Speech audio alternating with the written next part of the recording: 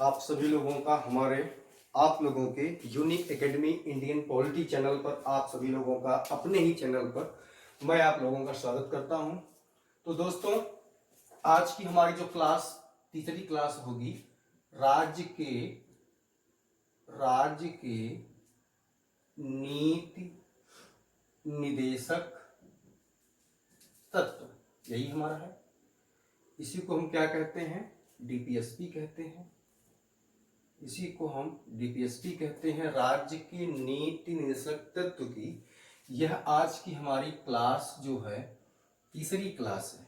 हमने इसके पहले थोड़ा सा आप रिवाइज कर सकते हैं क्या क्या हो गया है। हमने बता दिया कि कितने संशोधन डीपीएस में अब तक हो चुके हैं। तो आपने बता दिया है 4, 42, 44, 86, 97। ठीक है।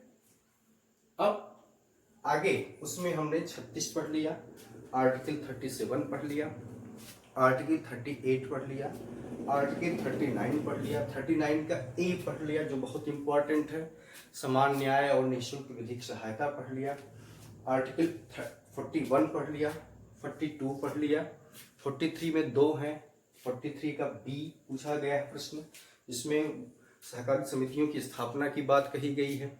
44 जो कॉमन सिविल कोड जिस पर मैंने अमर अकबर एंथोनी की बात को बताया था। ठीक है। अब हम पढ़ते हैं आर्टिकल 45, अनुच्छेद 45। इसमें से प्रश्न क्या बनता है बच्चों?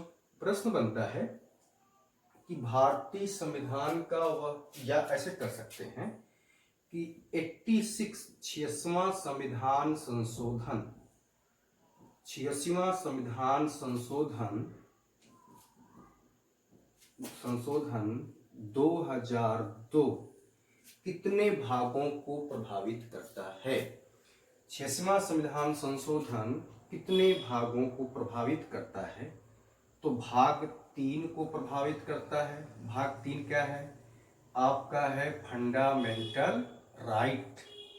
फंडामेंटल राइट है जिसमें आप बता सकते हो अनुच्छेद जुड़ा गया, अनुच्छेद 81 क, या आप इसी को कहते हो ए।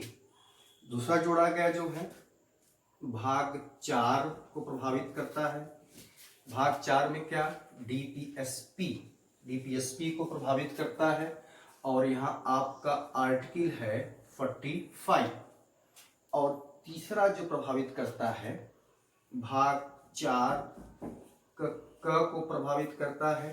भाग 4 क जिसमें है आपका मौलिक कर्तव्य, जो अगली क्लास यही होगी हमारी, मौलिक कर्तव्य। और इसमें आपका आर्टिकल है 51 का ए। और इसमें जो 11वां जोड़ा गया है मौलिक कर्तव्य वो इसी से संबंधित है। क्या है ये देख लेते हैं।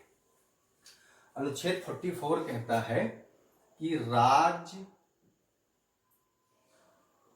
राज्य 6 से 14 वर्ष, ध्यान देंगे, राज्य 6 से, जो पहले जब संविधान संशोधन नहीं हुआ था, आप पहली क्लास देखेंगे तो मैंने बिफोर और आफ्टर अलग करके बताया है। तो पहले मैं बिफोर कर लेता हूं, जो लिखा था ये मैं यहाँ लिख ही देता हूं, आप समझ लेंगे। मतलब बिफोर का मतलब कि 86 में संविधान संशोधन के पहले क्या था। तो 86 में संविधान संशोधन 2002 के पहले था कि राज्य 6 से 14 वर्ष के बालकों को, राज्य 6 से 14 वर्ष के बालकों को निःशुल्क शिक्षा उपलब्ध कराएगा। ठीक है। तो ये बिफोर था, माने 6वें संविधान संशोधन के पहले की बात थी। ठीक है। जब 6वां संविधान संशोधन हो गया तो इसके बाद इसके आफ्टर क्या हुआ, बाद में क्या हुआ? अब ये कहता है 0 से 6 वर्ष के बच्चों को, ये बच्चों को निःशुल्क शिक्षा, निःशुल्क शिक्षा। और यही इसमें आपको अगर दिमाग थोड़ा सा दौड़ा लेंगे तो जो देश के सभी जिलों में आंगनवाड़ी कार्यक्रम सरकार के द्वारा चलाया गया वो यही है कि 0 से 6 वर्ष के बच्चों को निःशुल्क शिक्षा दिया जाए। माने 86 संविधान संशोधन के बाद अब ये हो गया, इसके पहले ये था। माने अब ये प्रश्न हो सकता है कि 6वें संविधान संशोधन के पहले क्या लिखा था? तो 6वें संविधान संशोधन के पहले आपका यही लिखा था कि 6 से 14 वर्ष के बालकों को, लेकिन जब संशोधन हो गया तो 0 से 6 वर्ष के बालकों को 86 6वां संविधान संशोधन 3 भाग को प्रभावित करता है। भाग 3 को प्रभावित करता है, 21 का जोड़ा गया शिक्षा का अधिकार। यहाँ पर मैं बता ही देता हूँ आपको, शिक्षा का अधिकार, राइट टू एजुकेशन, शिक्षा का अधिकार जिसको कहते हैं RTE, ठीक है। और भाग 4 DPSP माने राज्य के निषेध तत्व को प्रभावित करता है, अनुच्छेद 45 इसमें था, ठीक। और भाग 4 का मौलिक कर्तव्य जोड़ा गया है बाद में, और 51 अनुच्छेद इसका है 51 का A, और इसमें 11वां जो मौलिक कर्तव्य है वो इसी से संबंधित है। यहाँ क्या लिखता है? 11वें मौलिक कर्तव्य में लिखा है कि अभिभावक का कर्तव्य है, लिख लेंगे आप, हमें उम्मीद है कि काफी कलम लेकर बैठे होंगे, इसलिए इन चीजों को लिखिए। प्रश्न ऐसे ही बना देता है, आपको कॉन्सेप्ट क्लियर होगा तो ये पकड़ लेंगे। अभिभावक का कर्तव्य है कि बच्चों को शिक्षा उपलब्ध कराए, बच्चों को शिक्षा उपलब्ध कराए, ठीक है। 6 से 14 वर्ष के ये अभिभावक का कर्तव्य है कि बच्चों को शिक्षा उपलब्ध कराए। तो ये आपका अनुच्छेद 45 हो गया, ठीक है। अगला बहुत ही इंपॉर्टेंट है। क्यों इंपॉर्टेंट है मैं बताता हूं।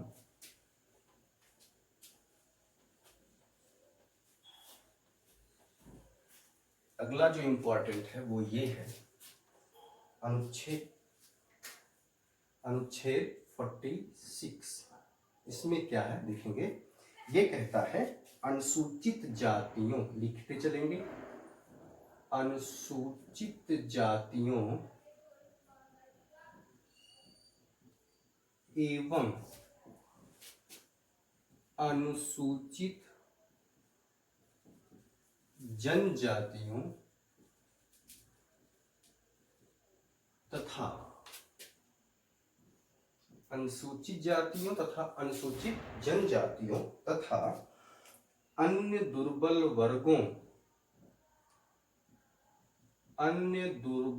वर्गों के लिए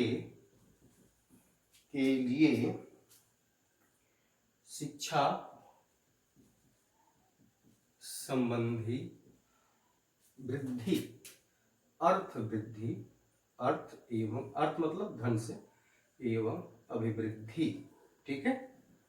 यहां जो प्रश्न एक आपके लिए इंपॉर्टेंट है, ये तो आप पकड़ सकते हैं, अनुसूचित जनजाति, यही है अन्य दुर्बल वर्गों, माने जो सरकार ने आर्थिक आधार पर, अभी जल्दी में जो सरकार ने आर्थिक आधार पर आरक्षण दिया है, ये प्रश्न पूछा गया है, आर्थिक आधार पर दुर्बल वर्गों को जो आरक्षण दिया गया है, दुर्बल वर्गों, इसको कहते हैं कि अदर, इसका एक पूरा है other weaker, WAKER section, other weaker section माने OWS, अदर वीकर सेक्शन को जो आर्थिक आधार पर आरक्षण दिया गया है वह अनुच्छेद 46 के तहत दिया गया है। ये प्रश्न पूछा गया है कि अनुच्छेद अन्य दुर्बल वर्गों को जो आरक्षण का प्रावधान किया गया है वह किस अनुच्छेद के तहत किया गया है, तो आप बता दोगे अनुच्छेद 46, ठीक है। आगे चलते हैं। अब बल्कि ये जो अनुच्छेद है, ये आर्टिकल जो है आप वहां लिख सकते हैं, यह गांधीवादी दर्शन को स्पष्ट करता है। किस दर्शन को? गांधीवादी दर्शन को स्पष्ट करता है, ठीक है। आगे चलते हैं बच्चों। अगला 47 ये कुछ खास नहीं है, लेकिन लिख लेते हैं पोषा आहार स्तर और जीवन स्तर में सुधार का प्रयास। इसमें क्या है, पोषा आहार आप देखते हो कि आंगनवाड़ियों के द्वारा गांव में महिलाओं के पोषण के लिए सरकार के द्वारा विभिन्न प्रकार के अच्छे मानक के पोषण से भरपूर, न्यूट्रिएंट से भरपूर उनको पैकेट दिए जाते हैं ताकि उनके मातृत्व के समय उनके शरीर में कोई कमी न होने पाए। ये कौन सा है, अनुच्छेद 47। आगे अनुच्छेद 48, ये है कृषि और पशुपालन का। कृषि ये किस दर्शन को स्पष्ट करता है, तो ये गांधीवादी दर्शन, ठीक है, इस दर्शन को, गांधीवादी दर्शन को। अनुच्छेद 48 है कृषि और पशुपालन का संगठन। कृषि और पशुपालन का संगठन, ठीक है, इसमें अच्छी नस्ल के कृषि का विकास किया जाए और अच्छी नस्ल के गाय और भैंसों को पैदा किया जाए ताकि दूध उत्पादन में हमारा भारत देश आगे बढ़ता रहे। और ये जो दर्शन को स्पष्ट करता है बच्चों, ये है गांधीवादी दर्शन। ठीक, अब अनुच्छेद 48 का ए 48 ए, ये क्या है, अनुच्छेद 48 ए है पर्यावरण का संरक्षण। बहुत इंपॉर्टेंट है ये, मोस्ट इंपॉर्टेंट कर लेंगे इसको आप। ये दोनों अनुच्छेद, ये भी और ये भी, दोनों अनुच्छेद बहुत इंपॉर्टेंट है। पर्यावरण संरक्षण तथा वन समझ रहे हैं, एवं वन्य जीवों का पर्यावरण संरक्षण एवं वन और वन्य जीवों का संरक्षण। ठीक है, तो ये बहुत इंपॉर्टेंट है। ये किस संविधान संशोधन के द्वारा जोड़ा गया है, मैंने पहली क्लास में डीपीएसपी के बताया है, लेकिन यहाँ फिर बता देता हूं। ये 42वां संविधान संशोधन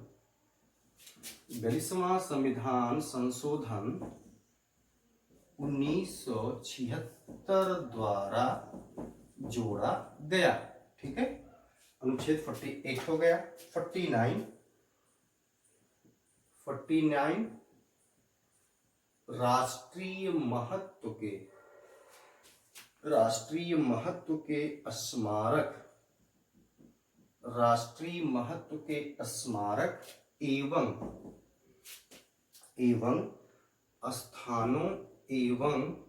स्थानों तथा वस्तुओं का संरक्षण। जो हमारे मोन्यूमेंट्स हैं, जो देश की धरोहर है, जो हमारी भारतीय संस्कृति की जो है धरोहर है, उसको राज्य का कर्तव्य होगा वह सुरक्षित रखे। जैसे आगरा का ताजमहल, पूरा राजस्थान का राजपूताना, महाराणा प्रताप का स्थान, हल्दी घाटी, रानी पद्मिनी जहाँ यज्ञकुंड पर वो जो जौहर लिया था। मतलब भारत में जो भी राष्ट्रीय महत्व के स्मारक हैं, जो हेरिटेज हैं, जो हमारी संस्कृति है, जिसके द्वारा हम अपनी संस्कृति और इतिहास को जानते हैं, यह प्रत्येक राज्य का कर्तव्य है कि उसको सुरक्षित रखे। ठीक है, तो हम इसको मिटा लेते हैं, आप नोट कर लिए होंगे। ठीक है, अगली टॉपिक, अगला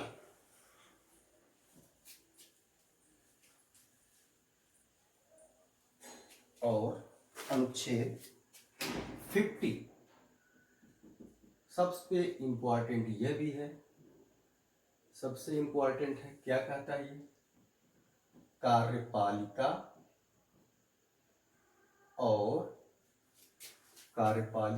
और व्यवस्थापिका का पृथक्करण। बहुत इंपॉर्टेंट है। इसमें जो विचार सन्निहित है बच्चों, वह है उदार बौद्धिकवादी विचार। यहाँ इस दर्शन में दिखता है। ठीक है, अनुच्छेद 41 ये क्या है? ये है आपका अंतरराष्ट्रीय शांति, अंतरराष्ट्रीय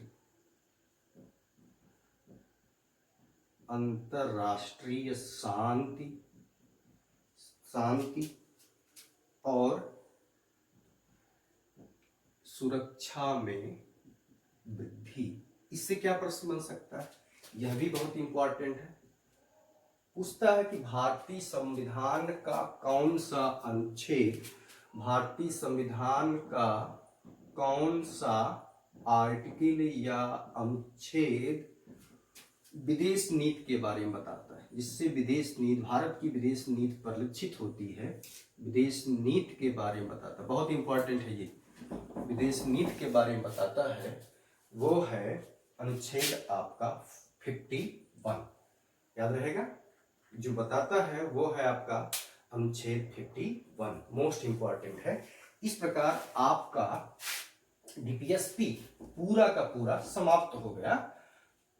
अगली जो इसमें से थोड़ा सा हमको बताना है क्या कि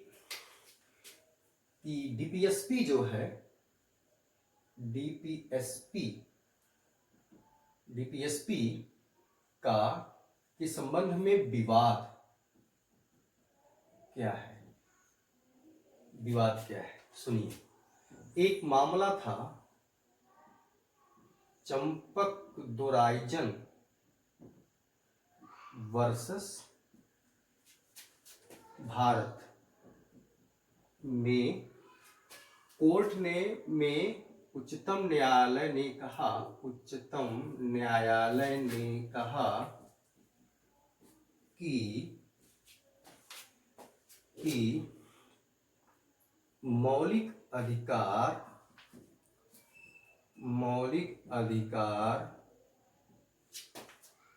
अनुल्लंघनीय है, मतलब इनमें संशोधन, इसको कम नहीं किया जा सकता। मौलिक अधिकार अनुल्लंघनीय है, इसका उल्लंघन नहीं किया जा सकता, अनुल्लंघनीय है, इसका उल्लंघन नहीं किया जा सकता। और यह नीति निर्देशक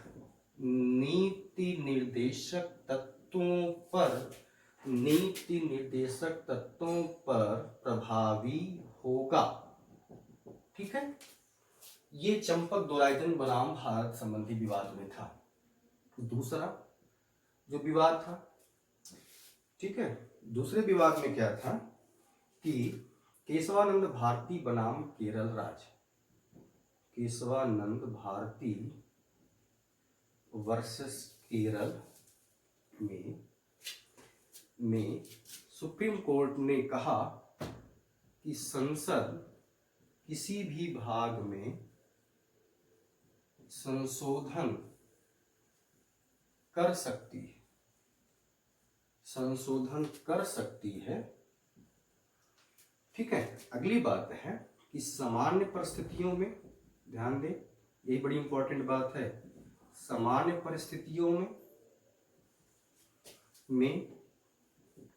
परिस्थितियों में मौलिक अधिकार, लिखते चलेंगे इसको, सामान्य परिस्थितियों में मौलिक अधिकार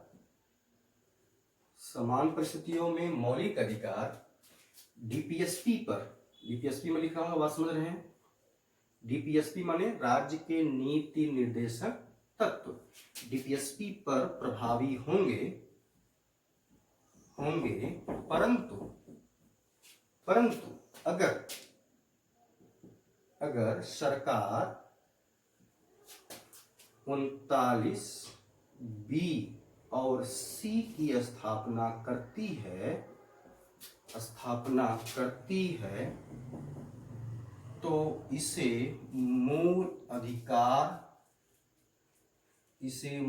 बड़ी इंपॉर्टेंट लाइन है ये, इसे मूल अधिकार का उल्लंघन नहीं माना जाएगा। ठीक है। सी, मिनर्वा मिल्स 1980 में उच्चतम न्यायालय ने उच्चतम न्यायालय ने ठीक है केशवानंद भारती मामले पर अपनी मुहर लगा दी। इसका मतलब कि मिनर्वा मिल्स ने मामले ने भी केशवानंद भारती मामले को ही सही ठहराया। ठीक है, तो ये डीपीएसपी से संबंधित विवाद है। इसके आगे हमको क्या पढ़ना है? इसके आगे पढ़ना है हमको इसका क्रियान्वयन। इसके आगे पढ़ना है क्रियान्वयन। आप इसको नोट कर लिए होंगे, ये विवाद पूछा जाता है। ठीक है, इसके पहले एक विवाद, इसके बीच में चंपक दो राजन के बीच में एक विवाद मैंने आपको बता रखा है, गोलकनाथ। ठीक है, वो भी, इसमें भी है कि मूलाधिकार संशोधन नहीं हो सकता है। ठीक है, तो ये 54 था, ये 1967 था। केशवानंद भारती 1973, मिनर्वा मिल्स मामला 1980। तो कभी कभी क्या करता है कि क्रम पूछ देता है, तो क्रम आप इसको बता सकते हो। ठीक है, ये चंपक दो राजन, ठीक है, ये आपने पढ़ लिया। ये विवाद डीपीएसपी से विवाद क्या थे ये आपने लिख लिया होगा। ठीक है, हम इसको अब इरेज कर देते हैं। इसको आप डाउनलोड करके आप लिख लीजिएगा। जो भी लोग हमारी वीडियो नए लोग देख रहे हैं उनसे मेरा विनम्र निवेदन है कि कृपया वो मेरी वीडियो को लाइक करें, उसको सब्सक्राइब करें, उसमें जो घंटी बेल आइकन होता है उसको बजाएं, ताकि हमको आपकी सूचना मिलती रहे और हम और अपने मनोयोग से इस कार्य को पूर्ण करते रहे। आप लोगों का सहयोग हमें मिलता रहे। ठीक है, अब प्रश्न है, अगला हेडिंग होगा कि नीति निर्देशक तत्वों का क्रियान्वयन। हेडिंग हो जाएगा नीति निर्देशक तत्वों का क्रियान्वयन क्या है? नीति निर्देशक तत्वों का क्रियान्वयन वो क्या है उसकी बात करते हैं। तो इसी के तहत आप देख सकते हैं कि 1950 में, ठीक है, 1950 में योजना आयोग की स्थापना हुई थी। 1950 में हुई थी, मैं लिख रहा हूं। ठीक है, 1950 में योजना आयोग की नीति निर्देशक तत्वों के द्वारा राज्यों में क्या, संघ ने क्या क्रियान्वयन किया, राज्यों ने क्या क्रियान्वयन किया, तो उसके तहत पहली हेडिंग हो गई 1950 में योजना आयोग की स्थापना हुई थी। इस योजना आयोग का उद्देश्य क्या था कि पंचवर्षीय योजनाएं, उद्देश्य देख लेंगे, उद्देश्य क्या था, पंचवर्षीय योजनाओं द्वारा सामाजिक, आर्थिक, राजनीतिक, ठीक है, राजनीतिक न्याय की प्राप्ति। बाद में यह भी आपने देख लिया होगा, 1950 में इसकी स्थापना हुई थी। बाद में 2015 में, ठीक है, 2015 में आप जानते हैं 2015 में सरकार, नरेंद्र मोदी सरकार ने योजना आयोग को क्या किया, समाप्त कर दिया। ये आप जानते हैं, जो योजना आयोग को समाप्त कर दिया, ठीक है, उसकी जगह क्या हो गया, नीति आयोग। उसकी जगह एक नया आयोग बना जिसका नाम क्या है, नीति आयोग। ठीक है, NITI, इसका पूरा नाम लिखना चाहते हैं लिख लीजिए, national, NATIONAL, national institute, INSTITUTE, institute for transforming, TRANSFORMING, transforming India, ये इसका पूरा नाम हो गया। तो पहला तो इसके द्वारा क्या हुआ, राज्य के नीति तत्वों में जो क्रियान्वयन हुआ वह क्या था, पहले योजना आयोग की स्थापना हुई, उसकी जगह क्या बन गया है, योजना आयोग की जगह नीति आयोग बन गया है। ठीक है, अगला है राज्यों और सरकारों ने नीति निर्देशक तत्वों के तहत क्या क्या किया। जैसे अगला जो है, कि भूमिका, राज्यों ने भूमि का सीमांकन करवाया। ठीक है, अगली बात 2 में हो गया। नंबर 3 क्या है, इसमें आपका है कई अधिनियम, जैसे मजदूरी अधिनियम, बोनस समुदाय अधिनियम, कई अधिनियम बनाए गए। ये राज्य सरकारों ने इसको बनाया। ठीक है, आगे चलते हैं। जो और इम्पोर्टेंट है कि वित्तीय संसाधनों जो हमको बताना था, आप इसको किसी भी बुक से नोट कर लेंगे। वित्तीय संसाधनों का भी क्रियान्वयन ये इंदिरा गांधी के समय हुआ और ये काफी इंपॉर्टेंट भी है। क्या है मैं बता रहा हूं। जैसे इसके अंतर्गत क्या हुआ, नंबर 1, 14 बैंकों का राष्ट्रीयकरण किया गया। ये इंदिरा गांधी गवर्नमेंट ने किया था। 14 बैंकों का राष्ट्रीयकरण किया गया। ठीक है, अगली बात है जिसमें 14 बैंकों का राष्ट्रीयकरण किया गया। सामान्य बीमा का आप इसका सन नोट कर लेंगे, 1969। ठीक है, नंबर 2, सामान्य बीमा, ये पूछे गए प्रश्न है, बहुत इंपॉर्टेंट है ये। सामान्य बीमा का राष्ट्रीयकरण किया गया। इसका आप सन भी लिख लेंगे, 1971। ठीक है, 1971। और शाही खर्च, बहुत ही पूछा गया प्रश्न है बच्चों। शाही खर्च माने इसी को इंग्लिश में कहते हैं प्रिवी पर्स की समाप्ति। शाही खर्च, प्रिवी पर्स की समाप्ति, यह भी कब है, 1971। तो नीति निषेध तत्वों के तहत ये कार्य किए गए। अगला, खादी उद्योग की स्थापना की गई है। फिर कुटीर उद्योग की स्थापना की गई। ठीक है, तो ऐसे जो है बहुत से राज्यों के द्वारा कार्य किए गए। राज्य के नीति निषेध तत्वों के द्वारा ही भूमि का सीमांकन किया गया, बंधुआ मजदूरी अधिनियम बनाया गया, कारखाना अधिनियम बनाया गया, पुनर्वास अधिनियम बनाया गया, क्या बोलते हैं, वन्य और वन्य जीव संरक्षण अधिनियम बनाया गया। वन्य जीव और वन्य संरक्षण अधिनियम आपका जो है, जवाहर रोजगार योजना शुरू की गई, राष्ट्रीय रोजगार गारंटी अधिनियम शुरू किया गया, वन्य जीव संरक्षण अधिनियम बनाया गया। आप इसको भी लिख सकते हैं, ये आपके पर्यावरण में कभी पूछ देता है। वन्य जीव संरक्षण अधिनियम 1972 यह भी बनाया गया। मतलब जितने भी आप अधिनियम एक्ट बनाए गए वह नीति निषेध तत्वों के तहत ही राज्यों के द्वारा सही तरीके से क्रियान्वयन करने के लिए बनाए गए। ठीक है, तो इन चीजों को आपको बहुत इत्मीनान से पढ़ना है। बीपीएस के क्वेश्चंस जो हैं वो बहुत आते हैं। ठीक है, अब जो है अगली बात बच्चों हमको जो आपको बतानी है, बहुत बढ़िया हेडिंग है, वो क्या है कि राज्य के नीति निर्देशक तत्व।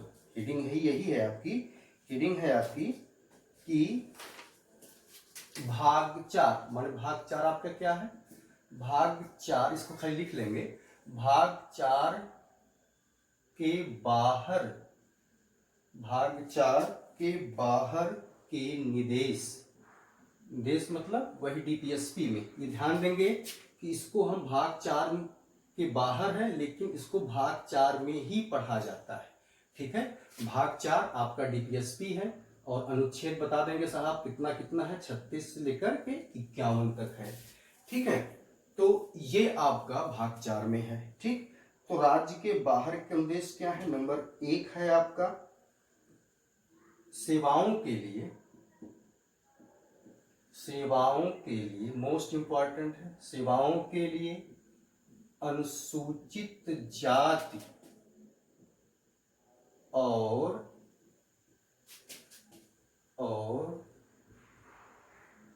अनुसूचित जनजाति, सेवाओं के लिए अनुसूचित जाति और अनुसूचित जनजाति के दावे। ठीक है, इसमें क्या है, इसमें यही है कि अनुच्छेद इसको लिख लेंगे 325, अनुच्छेद 325। ठीक है, राज्य का यह कर्तव्य बनता है कि अनुसूचित जाति और अनुसूचित जनजाति के लिए नौकरियों में उनके दाम, अगर उनके लिए पर्याप्त कार्य नहीं हो पा रहा है तो यह राज्यों का कर्तव्य है कि वह उनके लिए पर्याप्त अवसर उपलब्ध कराए। ठीक है। नंबर 2 बच्चों है मातृभाषा में शिक्षा। मातृभाषा में शिक्षा, राज्यों का कर्तव्य है कि बच्चों को उनके मातृभाषा में शिक्षा दी जाए, और ये अनुच्छेद है 350 का क। ठीक है। इसके अलावा एक चीज और इसमें है, हिंदी भाषा का विकास। हिंदी भाषा का विकास, ये 3 बाहर से हैं, लेकिन इसी में हम पढ़ते हैं। हिंदी भाषा का विकास, ये आपका है अनुच्छेद 3, ये आपका है अनुच्छेद 351। ठीक है, 351। ठीक है। तो ये हमने 325 मातृभाषा में शिक्षा, मातृभाषा में शिक्षा 350 का क है, सेवाओं में शिक्षा 325 है, और हिंदी में जो शिक्षा देने का प्रयास किया जाएगा वो भी क्या है 351 का क है। ठीक है। अब ये तो इसकी क्या बोलते हैं, राज्य के बाहर के अनुदेश हो गए, ये मैंने आपको बता दिया। लगभग आज डीपीएस की पूरी क्लास समाप्त है। एक आलोचना बहुत पूछता है डीपीएस के बारे में, ठीक है, वो आप लिख लेंगे जरूर। आलोचना, बाकी कुछ आलोचनाओं को, कुछ इसकी समालोचना को मैंने डीपीएसपी के पहले क्लास में पढ़ा दिया है, ध्यान देंगे मेरी बात को। आलोचना, समालोचना, इसके बारे में अच्छी बातों का वर्णन जो है डीपीएसपी की पहली क्लास में मैंने आपको बता दिया है। इसकी आलोचना में एक व्यक्ति हैं जिनका नाम है केटी शाह। इनका बहुत एग्जाम में, वनडे एग्जाम में, लोक सेवा आयोग के एग्जाम में अक्सर ये प्रश्न पूछ दिया करता है। केटी शाह ने क्या कहा कि डीपीएसपी में लिख रहा हूं तो आप क्लियर बता देंगे क्या है बच्चों। Directive principle of state policy, DPSP directive principle of state policy, राज्य के नीति निर्देशक तत्व। उन्होंने कहा कि डीपीएसपी लिख लेंगे इसको, ठीक है, एक ऐसा चेक है जिसका भुगतान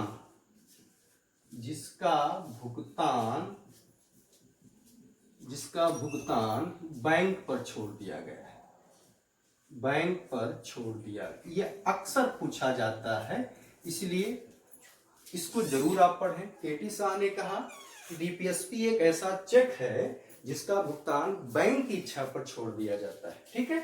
तो ये आलोचना स्टेट कमीशन ने, लोक सेवा आयोग की, किसी भी आप स्टेट पब्लिक कमीशन के एग्जाम दे रहे हो तो यहाँ बहुत पूछा जाने वाला प्रश्न है, इसलिए इसको इंपॉर्टेंट। इसके अलावा मैंने आपको ऑस्टिन के बारे में बता दिया, केसी वियर के बारे में बता दिया, आइवर जेनिंग्स के बारे में बता दिया, सब चीजों को मैंने आपको बता दिया है। डीपीएसपी का ये टॉपिक खत्म होता है। अगर आपको लगता है कि कुछ और इसमें से छूट रहा है तो आप कमेंट में जाकर के कमेंट कर सकते हैं, मैं आपको उस प्रश्न का पूरी तरह से जवाब देने का प्रयास करूंगा। आप हमारी वीडियो को अंत तक देखिएगा, और कहीं समस्या डीपीएसपी से होगी या कोई प्रश्न आपसे छूटने का होगा तो आप कमेंट में जाकर कमेंट करिएगा, मैं आपके प्रश्न का उत्तर जरूर दूंगा। ठीक है। अब अगली जो हमारी टॉपिक है वह है बहुत ही जबरदस्त है, वो है मौलिक कर्तव्य। इससे क्या करता है, आप किसी भी बुक से इसके बारे में लिख लीजिएगा, जो जरूरी क्वेश्चन पूछे जाते हैं मैं आपको बता देता हूं। इसको इंग्लिश में बोलते हैं फंडामेंटल ड्यूट्स, फंडामेंटल ड्यूट्स। ठीक है। पहली बार इसके प्रश्न क्या, ये कहां है, इसको देख लेंगे। भाग 4 का कम है, ध्यान दोगे। अगर 4 पूछे तो डीपीएसपी हो गया, और 4 का क हो गया तो मौलिक कर्तव्य हो गया। और इसका अनुच्छेद है आपका 51 का क, अनुच्छेद हो गया 51 का क। ठीक है। डीपीएसपी हो गया 51 का क। अब आगे की बात जो होगी वो मैं बताना चाहता हूं आपको, क्या है 51 का क। मूल जो संविधान बना था, ध्यान देंगे, मूल जो संविधान बना था, मूल संविधान में, बहुत इंपॉर्टेंट बात है, मूल संविधान में मौलिक कर्तव्य का वर्णन नहीं था। मूल संविधान में, इसको आप लिख लेंगे, मौलिक कर्तव्य का वर्णन नहीं था। ठीक है, मूल संविधान में मौलिक कर्तव्य का वर्णन नहीं था।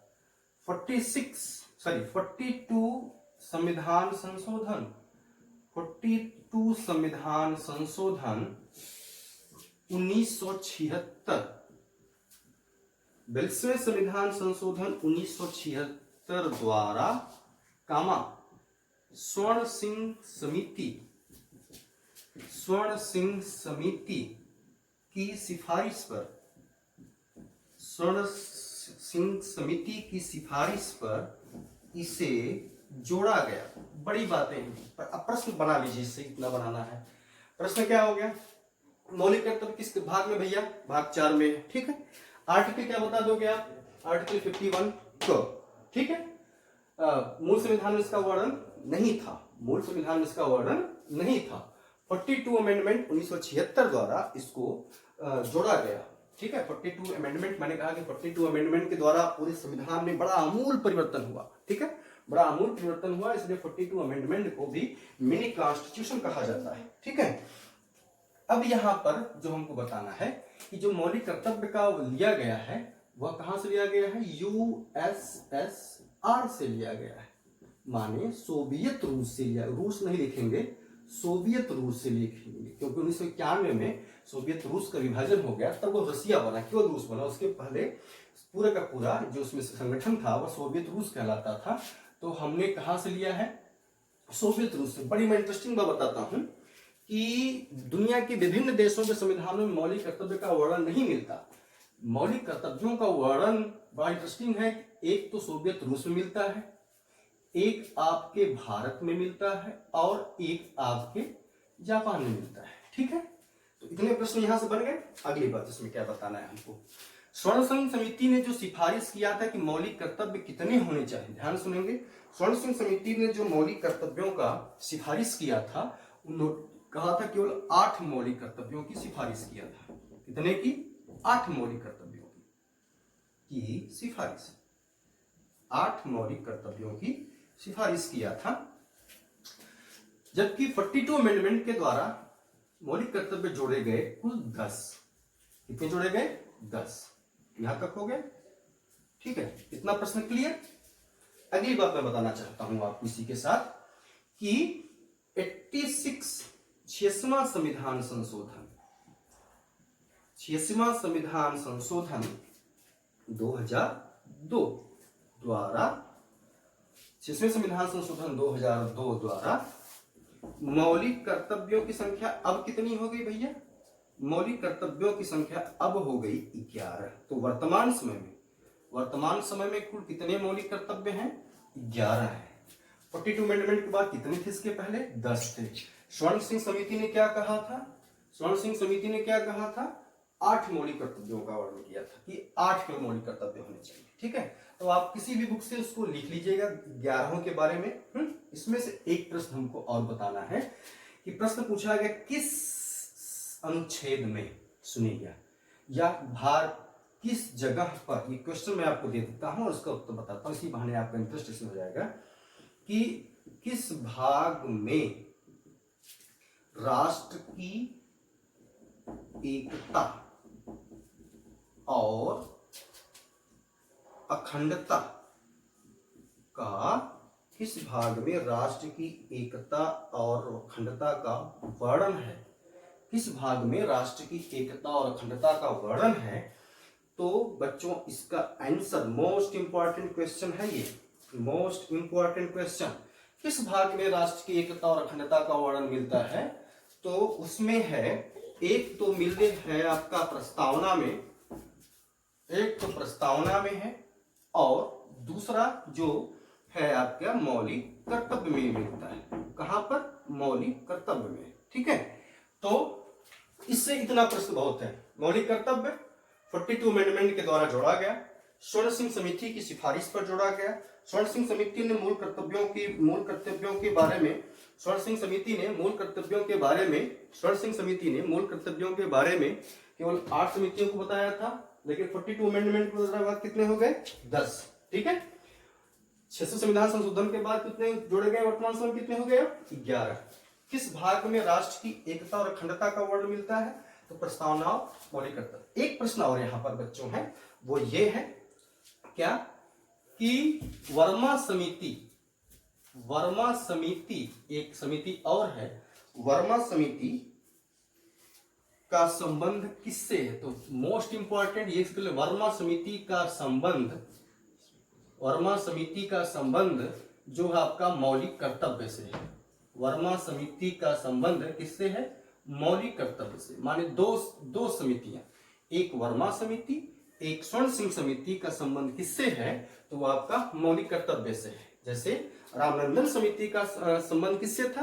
पिछड़े वर्गों से संबंधित था, ओबीसी वर्गों से संबंधित था। उसी प्रकार वर्मा समिति का संबंध किससे है? मौलिक कर्तव्य से है। तो यहां से आपको सारे मैंने बता दिया, आप मौलिक कर्तव्य जरूर याद कर लें, उसमें बहुत कुछ नहीं है। लेकिन ये प्रश्न कितने बन सकते हैं मैं बता दें, एक बार रिवाइज कर लीजिए। भाग 4 का में मौलिक कर्तव्य है, अनुच्छेद इसके क्या बोलेंगे बेटा? 51 का बोलेंगे। मूल संविधान में इसका वर्णन नहीं मिलता है, यह 42 अमेंडमेंट के द्वारा स्वर्ण सिंह समिति की सिफारिश पर इसको जोड़ा गया। स्वर्ण सिंह समिति ने कितने के बारे में कहा था? 8 के बारे में कहा था। ठीक है, और 86 अमेंडमेंट के द्वारा एक जोड़ दिया गया, तो अब कितने हो गए वर्तमान समय में? 11। ठीक है, प्रश्न एक इसी समय बना दिया कि किस भाग में राष्ट्र की एकता और अखंडता का वर्णन मिलता है? वह मिलता है प्रस्तावना और मौलिक कर्तव्य में। तो आज आपका टॉपिक संविधान की विशेषता, संघ राज क्षेत्र भाग 1, नागरिकता भाग 2 पढ़ा दिया, भाग 3 मौलिक अधिकार पढ़ा दिया, भाग 4 राज्य के नीति तत्व पढ़ा दिया, भाग 4 का मौलिक कर्तव्य पढ़ा दिया। अगली क्लास जो हमारी होगी वह बहुत इंपॉर्टेंट होगी, संघ का शासन। अगला जो टॉपिक हमारा होगा वह क्या होगा बच्चों? वो होगा संघ का शासन। आप लिख लिए होंगे, अगर नहीं तो मैं भी बता देता हूं। वर्मा समिति का संबंध किससे है? तो आप क्या बता दोगे? मौलिक अधिकारों से। बाकी तो मैंने लिख ही दिया है, आप नोट कर लिए होंगे। इधर का कि कहां से लिया गया मैंने बता ही दिया है, कहां से लिया गया है? यूएसएसआर से लिया गया है। ठीक है, भारत में भी है और ये जापान में भी मिलता है। ठीक है, अगला टॉपिक हमारा जो बच्चों है वो है संघ का शासन, और संघ का शासन भाग 5, और शुरुआत होगी हमारे राष्ट्रपति से। ठीक है, इसके लिए कल हम इसके बारे में चर्चा करेंगे। आज की क्लास यहीं पर समाप्त होती है। आप सभी लोग हमारे वीडियो क्लास को अधिक संख्या में लाइक कीजिए, सब्सक्राइब कीजिए। जो लोग नए देख रहे हैं, हमारी ये जिद है कि आपका इंडियन पॉलिटी से एक भी प्रश्न आपका छूटेगा नहीं, बशर्ते आप हमारे साथ लगे रहिए। प्रतिदिन की वीडियो देखिए, हर दिन की क्लास देखिए, हमारे साथ जुड़े रहिए, कमेंट्स कीजिए और हम आपकी कमेंट्स का जवाब देंगे। वीडियो पूरी लास्ट तक देखिएगा, मैं निवेदन करूंगा, क्योंकि हमारी वीडियो तो लाइक सब्सक्राइबर बढ़ाने के लिए 10, 15, 20 मिनट की नहीं होती, वो लगभग 42-45 मिनट की होती है। ऐसी इसलिए होती है कि कोई भी कंटेंट्स आपका छूटने न पाए। ठीक है, बस बहुत बहुत धन्यवाद।